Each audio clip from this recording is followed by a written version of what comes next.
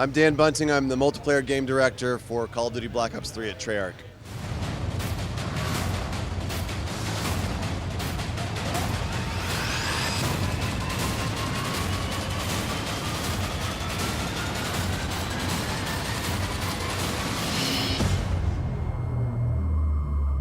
...2015 is a time of big changes for Call of Duty. For instance, there's a new deal. It used to be between Microsoft and Activision. Now it's PlayStation. What does that mean for the esports? That's a really good question to ask. Right now we're still trying to just kind of react to the announcement. From a development side, it really doesn't make a whole lot of difference because it's more of a kind of a business thing for Activision and Sony. We've been partners with Microsoft, Sony for years. We've worked with them. We're excited to open up some new opportunities with Sony. From a development perspective, though, we're making the game for the fans, no matter what console, no matter if they're playing on the PC, the Xbox One, the PlayStation 4, whatever console it is. And the esports is still something that is to be decided, and we're going to hopefully talk about that not too long. So nothing on the official championships is going to be playing with DualShock versus Xbox controller or anything like that? Yeah, no announcements about esports yet, but hopefully soon to come.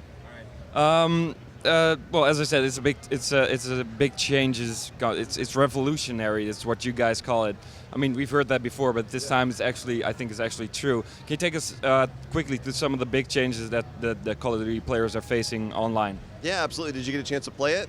Not yet, actually. Oh, well, you got to get your hands on it. So, one of the biggest changes I think that people saw right off the bat was we have a new movement system. And the movement system is really designed to give players more power, more control, more command over their interaction with the environment. We want them to feel like they can just, be an action hero, fluidly move through the environment, and focus most of their action on combat.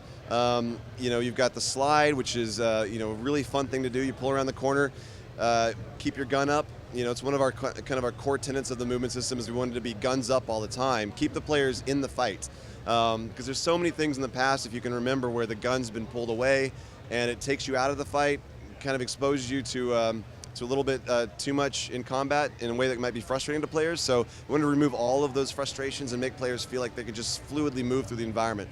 The second part of it was omnidirectional control. So we want you to be able to move sideways, forward, backwards, whatever you want to do. If you're going over cover, you can mantle over cover to the left, to the right. You can go backwards, you can slide left, you can slide right. Everything is omnidirectional. So really just keeping players, giving them as much control as they can to stay in the fight as much as possible. Do you feel like reality was keeping Call of Duty back before? Yeah, that's a funny question. We did like going to the future because it gave us, opened up so many more opportunities for us to be creative with the gameplay and the innovations that we brought to the franchise. Black Ops 2, we went to the future. We had a little bit of, our campaign went back and forth between future and past. But for multiplayer, we stayed exclusively in the future on Black Ops 2. This time we just pushed it even further, give players even more kind of cool gimmicks, cool gadgets, cool weapons to use. The whole movement set is only possible by being in a future setting. So everything is, it really opens up a lot of doors for us, but we still try to keep it grounded as much as we can, make it feel like, the aesthetic still feels like it's a world that's familiar to players of Call of Duty. And most importantly, Black Ops 2 fans, we want them to feel like it's a natural evolution, like they can just come out of Black Ops 2 into Black Ops 3, and it feels like they just pick it up right off the bat. Yeah, because that's also one of my, what I want to know is there's always that balance between evolution, revolution, and perhaps just playing on the strengths of Call of Duty. How do you strike that balance, like not innovate too much perhaps that you lose older fans, but also still keep the series fresh? Years of practice.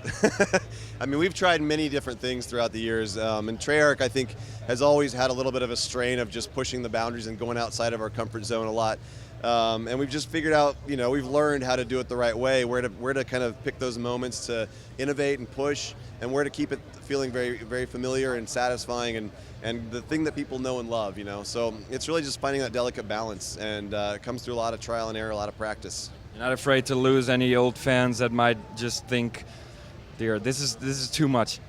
I don't think anybody who picks up the controller is going to feel that way. It's a lot of people have reactions based on they see some image on the internet, or they hear some word, or there's some kind of like internet meme that's going around. But if you actually look at the game, look at how it's played, pick up the controller, you're going to see that it is very familiar. Even though there's a lot of advanced movements that you can do, there's a lot of new weaponry that you can use. But it's all gonna come back to that core combat experience that people are familiar with and they know and love. All right. One thing about single player in general story, it's in the future. It's a dark future as always. Will there ever be peace in the Call of Duty universe? Well, if there's peace, then we're out of business, right? So there's got to be some kind of conflict somewhere. And with the Black Ops universe, it's been a lot of fun. We get to sort of explore and examine the sort of seedy underbelly of the military operations in the world. With black operations, and it's sort of Treyarch style to always go a little darker, a little grittier, a little edgier. We kind of live in the gray area between right and wrong, between good and bad, and this campaign is going to be no different than that.